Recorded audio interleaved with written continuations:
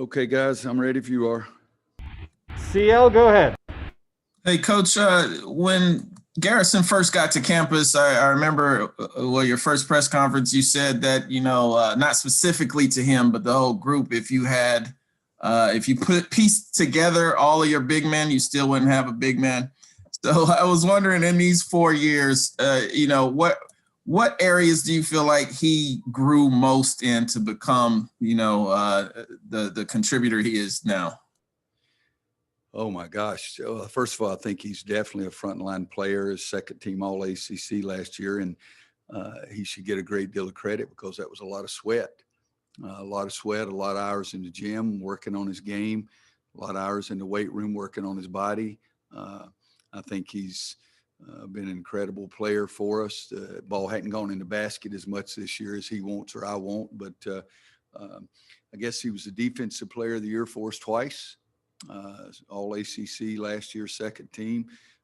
So he's really had a big time career, and yet he's also been a fantastic leader for us. And it's just unfortunate that the ball hadn't rolled over the rim and gone in as much this year as it did last year. And I'm hopeful that that'll change in the next 5 weeks. Luke? Hey, Roy, the Naismith Trophy semifinalist time anyone can remember. There's Player of the Year candidates who transferred from Radford and Wofford. This is a league that's prided itself over the years on star power.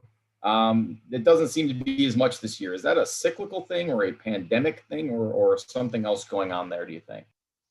Well, I think several things, Luke. I don't even know how many finalists are there, 5, 10, or what is? There's 10 semifinalists. 10 semifinalists.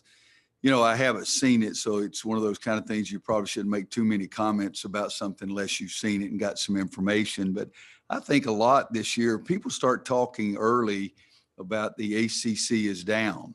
And whether or not it is or not, that's more or less the accepted conclusion. And I think that that's what they've talked about a great deal all year. I've had other coaches say something to me about it. And my problem is I don't spend a lot of time reading the newspapers, and you guys know I don't even know how to bring up certain articles, so I don't read those. But the information I get is during the course of the telecast, because I do watch games, particularly of teams that we're getting ready to play, and I hear those comments. But that's a surprise to me. I think we've got some really good players in our league, but it's also when you start thinking about comparing. I mean, when you go from the Zion Williamson zone down, I mean, it's been such a great league for such a long time. I would think perhaps it's just something, an abnormality is what I would think. But I'd have to look into it, Luke, and get more information before I said anything other than that. But I still think there's a lot of those teams that they don't want to come and play in this league. Brendan? Hey, Coach. Mark Williams over at Duke has been getting a lot more playing time for them of late. He's basically setting new career highs in minutes every single game. Just wondering, that wasn't the case the first matchup. How does his emergence sort of change the way you've got to try and defend them overall? Well, I think it's made him a great deal stronger because, and nothing against the Johnson kid that left by any means, but this kid protects the rim. You don't get any easy baskets, and that's way that you can get some or could get some earlier against you because you could score in the lane area. And all of a sudden now you don't score in the lane area. And I watched last night a little bit of their game against Louisville from last Saturday, I guess it was. And the Williams kid for Louisville, the 7-footer, turns and makes a jump hook that nobody's going to get to. And then all of a sudden it was blocked.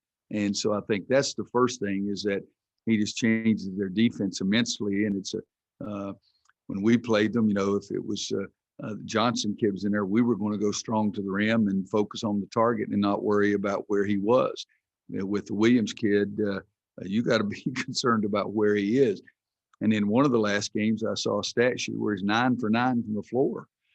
So even though Johnson was a double-figure scorer for them and a big-time player, this kid's doing that and blocking everybody's shots on the other end. So I think they're much stronger as a whole team right now with him playing more minutes. But I don't evaluate their team nearly as well as Mike does, so I'll leave that up to him.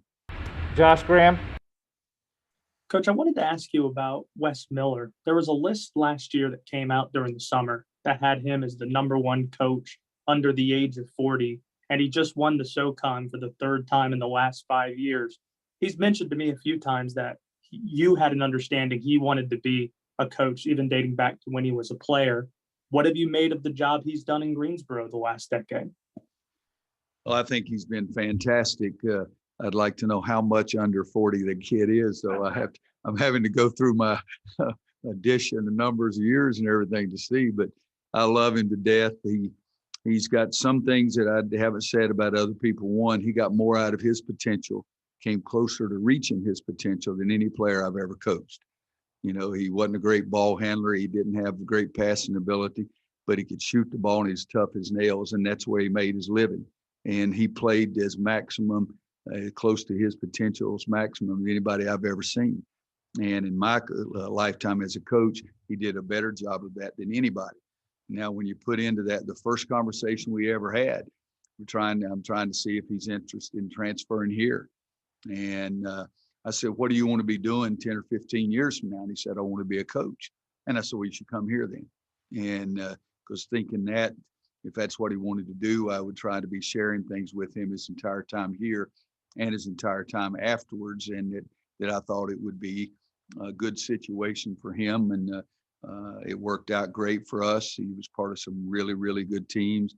One year, about halfway through the season, I changed the starting lineup and put him in to get somebody to make more jump shots. And our team got a heck of a lot better. When I'm talking to my team about toughness, I talk about the 3 best charges I've ever had guys take. And one of them was Wes Miller at Arizona. And so he's got the toughness. He had toughness to make shots in games. He's a very bright young man. He's very organized. We talk a lot together now. We talked, I guess, earlier this week or the end of last week. I guess it was Friday night when he was on the bus going up to East Tennessee State. But he thinks the game very well. He's just done a great, great job. He truly is going to be he's already a big-time coach, but he's going to be a big-time coach at a much bigger program one of these days. Thank you. Al Smith. Hey, Roy, you've mentioned before discipline points, like in practice when we've talked about turnovers and things like that. I'm just wondering what that entails. Is that just running, or is that any other form of punishment? And also just, you know, throughout the season, have you or Coach Robinson or Hubert or anybody, have you guys tried anything different to try to work on the turnover issues? I mean, anything in that regard? I brought a shovel into practice one day and told them I was going to hit them over the head with the shovel, and they didn't laugh, so I took it back and put it back in the car. But no, guys, I mean, there's only so many things you can do, and I do call it discipline, not punishment. If you turn it over, then you got to pay the consequences. If you don't want to pay the consequences, stop turning the daggum ball over. We had one game where somebody turned it over, I took them out. The next guy turned it over, I took him out. I mean, it's Coach Smith used to always say turnovers are a result of selfishness or carelessness. And I can put almost 100% of the turnovers into one of those categories. So you got to take care of that. It's been the most frustrating part of this season with me is not getting a better handle on turnovers and stop turning the ball over. At some point, you know, and I've had crazy conversations, you know, when you put your hand on the stove, it burns you, you stop putting your hand on the stove. Well, we've turned it over so many times we've gotten burned, but we haven't changed yet. And so whatever I've been doing, it has not been working. So maybe I should have kept the shovel out by the cord or something, but whatever I'm doing so far is not working. Ross Martin. So you really did bring a shovel then? I didn't know if you were just playing about that. You guys think I would ever play with you guys? God almighty. No, I did not bring a shovel. I've told them a lot of other different things that in today's world you cannot say. So you guys don't have to know every daggum thing I do. Ross Martin. Hey, Coach. I mean, Saturday is senior night, and I was wondering, I mean, Andrew Platek and Garrison Brooks, and I guess the other KJ Smith, Walker Miller. Have you had discussions with any of them about using the extra year of eligibility? Is there any news on anybody that may come back or whether they're going to be honored and go on their way into the rest of their careers? Have not had a single conversation. I think the time for that is when the season's over with, but have not had a single conversation with any of those guys about what their plans are. And a quick follow-up on Andrew Platek. You spoke about Garrison Brooks. I was wondering if you could explain what Platek has meant to the program and over the course of his 4 years at Carolina. You know, Andrew, I saw him play down in the Peach Jam, and I've always said, nowadays people thought a few moments ago about, well, you've been able to recruit. Everybody can still recruit. You can watch kids on tape, which is the most ridiculous assumption anybody in basketball could ever make. Because if that had been the case, I would never have offered Andrew Platek. What I saw was ability to make shots that you can see that on tape, but you can't see the toughness. You can't see the other characteristics. I like to watch a guy when the coach takes him out and he comes over to the sideline. Does he throw the towel down and kick a chair over, or does he stop and talk to the coach, and does he cheer for other people? But Andrew fit every category. He had the toughness. He had the ability to make shots. He was a team player. He was a very good student. He wanted to try to play at the highest level that he could. And I've been very happy to say that I was able to coach Andrew. And yeah, I want him to make more shots and do all those things, but so does he. But he's been a joy to coach, a joy to be around. Andrew Jones. Yeah, I'm curious to know if you even own a shovel. Yeah, I own a shovel. I own a pick. Used to own a chainsaw. I used to be able to change my own oil, and now you have to open the hood to even see if there's a dipstick in there. And I said dipstick is what I said. But almost no one can do work on their car. Got me on some of that stuff. Since the first Duke game, Caleb had a huge night, but since then he hasn't shot a high percentage from the field. I think he's only scored 42 points. What has been maybe an issue with him as far as that goes? And also, is there something that you've seen in him grow since then that the media and fans have not seen? You know, he wasn't scoring a great percentage even before that game. So it really hasn't changed except that game. So I'd like to have another one of those games on Saturday. There's no question about that. I think he was 4 for 5 from 3-point line, and that's by far the best percentage that he's had. I see things that he's improving on every day in practice, coming down and seeing the court and finding other people. He was a scoring guard, a volume shooter in high school, and he had to score a lot of points, so they didn't have a chance to win. But if you want to be a point guard, you got to be able to make your own plays and make plays for other people. And that's where I've seen him grow the most, making bounce passes, feeding the post inside, or coming down the court and seeing the whole court and seeing that Kerwin's on the other side and you need to get the ball to him over there. So I've seen improvement there, and I don't have the breakdown in front of me and some stats I look at, but I would bet that Caleb's stats are probably similar, but perhaps a little better in league play than they were in prior to that. And that's hard to do because the competition is so much better. So I see him getting better, but we just got to continue to push because we need him to get better at a quicker rate. Kip Coons. Hi, Roy. I've been pleased to cover Carolina-Duke rivalry for 45 years now. Wow. And honestly, I cannot remember a time when there was not a number one seed or a conference regular season championship or something major at stake. And right now it seems like the biggest prize is, besides bragging rights, is exchanging a spot on the NCAA bubble. How does that affect this rivalry Saturday? And does it diminish it at all, or it certainly changes it? Well, it changes it, I think, Kip, from the outside. I don't think it changes inside at all. It is Duke, North Carolina. The rivalry is there regardless.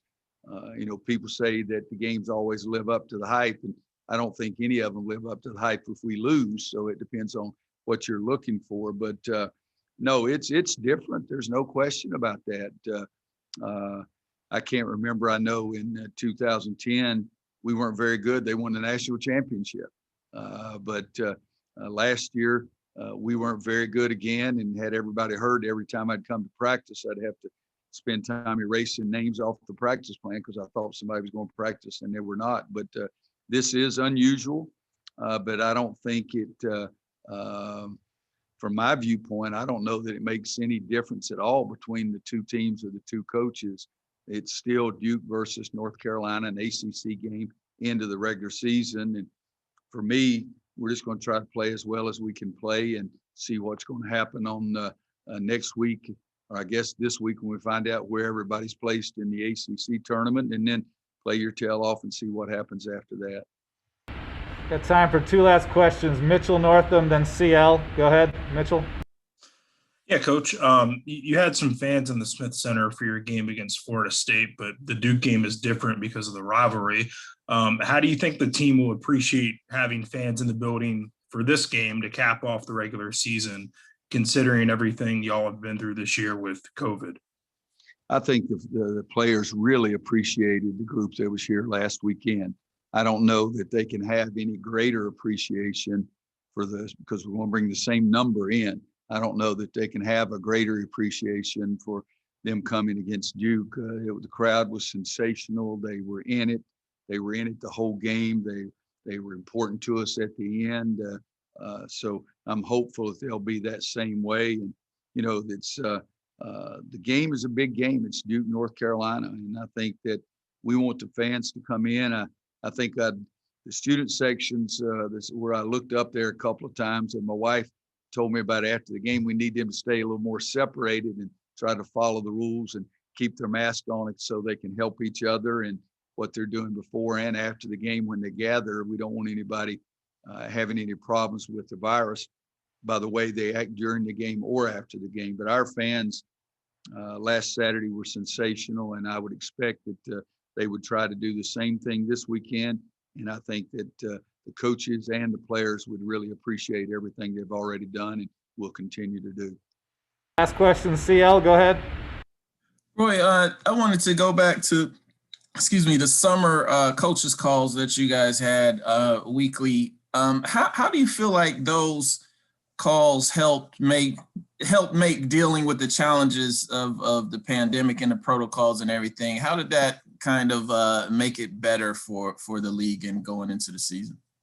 You know, CL, I don't know that I get that specific. I think the phone calls were really good, that we voiced our opinions on the way we wanted to do things. We voiced our information that we're getting from our medical people.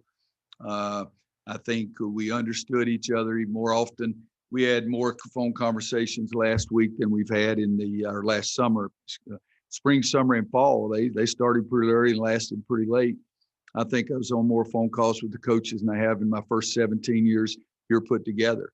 And so I think we got to know each other a little bit better and guys' opinions on different things. We were all in it together, regardless of what the conversation might have started. At the end, we thought what was best for the league, and that's what we went with. So I think it was great for us, but you know, COVID-19, there's no blueprint. Nobody had any idea what the heck we were going to face. I think if you had told all the coaches you were going to play as many games as we played, I think they would have been surprised that we've been able to play as many as we have. And different guys have played more games, but it's been a challenge. It's been a challenge in my mind since July 6th when our players came back on campus. I was scared to death. So it's been a challenge all year long, and it is still a challenge when we're talking right now about what's going to happen next week at the ACC tournament and who's going to the NCAAs and who's not. And I mean, it's just been, you know, everybody was happy to see 2021 leave. And I think that I'd be happy to get closer back to a regular basketball season. And I'll be glad when 2021 and all the junk that we had to go through, I'd be really ecstatic to be able to get back to a little more normal season than we've had this year. Coach, thank you very much. We'll